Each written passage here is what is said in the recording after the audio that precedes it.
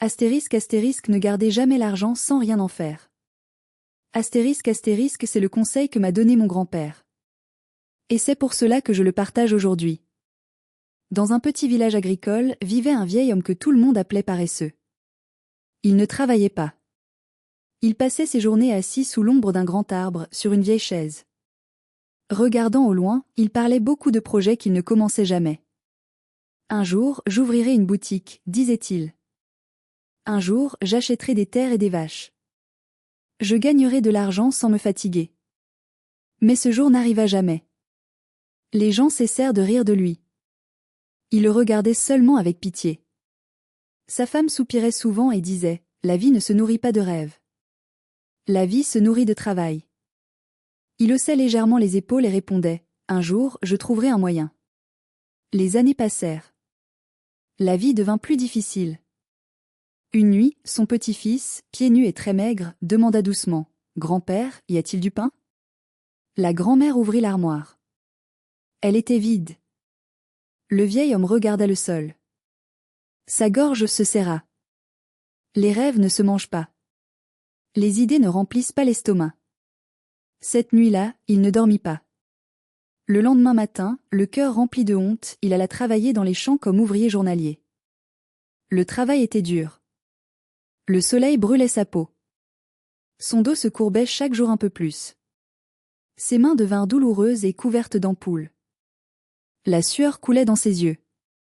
Au milieu du champ, il murmura « Cela ressemble à une chaîne. » Le soir, il rentrait chez lui fatigué et silencieux. La grand-mère servait des haricots et 2 tortillas. Jamais plus. Le garçon l'embrassa et demanda « Qu'est-ce qu'ils t'ont donné aujourd'hui, grand-père ?» Le vieil homme regarda sa paie et répondit « Ce n'est pas beaucoup, mais c'est quelque chose. » Mais l'argent ne restait jamais longtemps. Les funérailles le prenaient. Les médicaments le prenaient. La nourriture le prenait.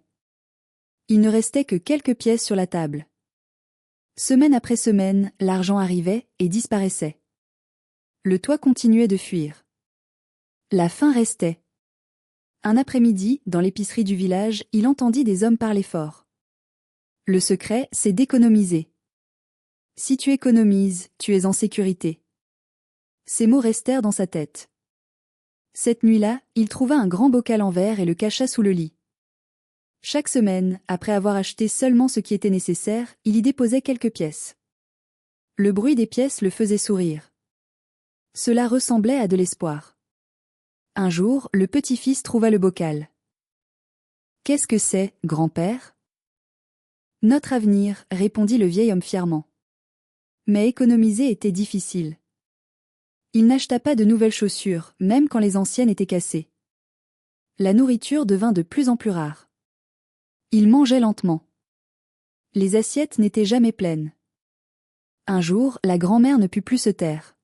« À quoi sert d'économiser si nous restons affamés ?» Le vieil homme ne leva pas les yeux.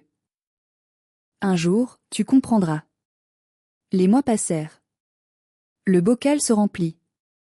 Pour le vieil homme, cela ressemblait à la sécurité. Un matin, ils allèrent au marché. Il posa l'argent sur la table. « Je veux 3 sacs de maïs. » Le vendeur compta l'argent et secoua la tête. « Les prix ont augmenté.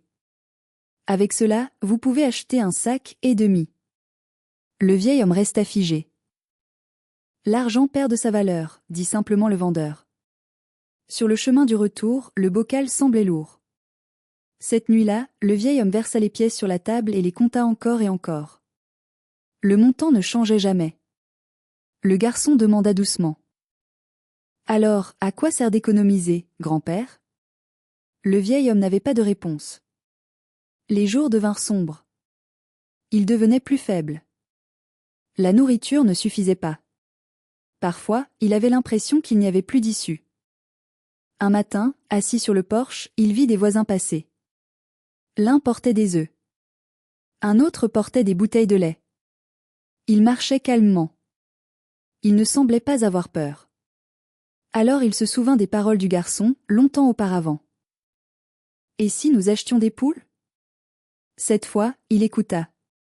Il prit le reste de l'argent et acheta quelques poules maigres. Quand il les lâcha dans la cour, le garçon éclata de rire et courut après elle.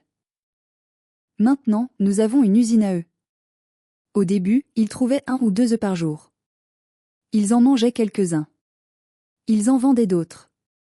Avec cet argent, ils achetèrent une autre poule. Le vieil homme nota tout dans un petit carnet. Chaque œuf comptait. Bientôt, la cour fut remplie de bruit. Les voisins venaient acheter des œufs. Pour la première fois, le travail semblait bon. Un après-midi, le vieil homme tint un œuf dans sa main et dit au garçon. Cela vaut plus qu'un bocal rempli d'argent. Cela nous nourrit. Cela grandit. Cela ne perd pas sa valeur. Le garçon l'embrassa. Alors tu n'es plus paresseux, grand-père. Le vieil homme sourit, les yeux humides. Non, mon enfant, j'ai enfin appris. Le bocal resta oublié sous le lit. Quand les gens parlaient d'économiser de l'argent, le vieil homme pointait les poules et disait. Économiser de l'argent, c'est comme tenir de l'eau dans ses mains. Elle finit toujours par s'échapper. Faites-le travailler. Même si vous commencez petit. Et c'est ainsi que l'homme autrefois appelé paresseux a appris la plus grande vérité de sa vie.